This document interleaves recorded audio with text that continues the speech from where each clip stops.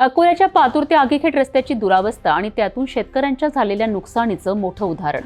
Tractor पलटीहून झालेलं ज्वारीचं नुकसान आणि नागरिकांनी दिलेला इशारा. आता या खराब रस्त्यांमुळे जन आंदोलन उभारण्याची तयारी सुरू झाली आहे. अकोला जिल्ह्यातील पातूर ते आगीखेड या मुख्य रस्त्यावर सोमवारी एक दुर्दैवी घटना घडली आहे. या खराब रस्त्यावरून जात असलेला ट्रॅक्टर अचानक पलटी झाला आणि त्यात शेतकऱ्यांच्या ज्वारीचे मोठे नुकसान झाले. पातूर येथील टेक-ई-व्ही चौक ते आगीखेड पर्यंतचा रस्ता अत्यंत खराब अवस्थेत असून त्यावरून पावसाळ्यात तर पायपीट करणेही कठीण झाले आहे. आता शाळा सुरू झाल्यामुळे या रस्त्यावर लहान मुले आणि त्यांच्या पालकांची ये-जा वाढली आहे.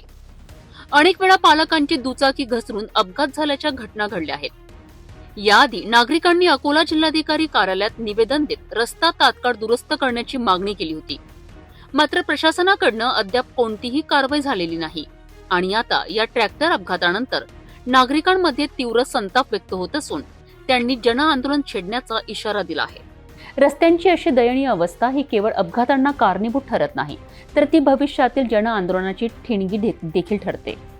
अकोला जिल्ह्यातील पातूर ते आगीखेड रस्त्याची स्थिती हा त्यांचा ज्वलंत पुरावा आहे.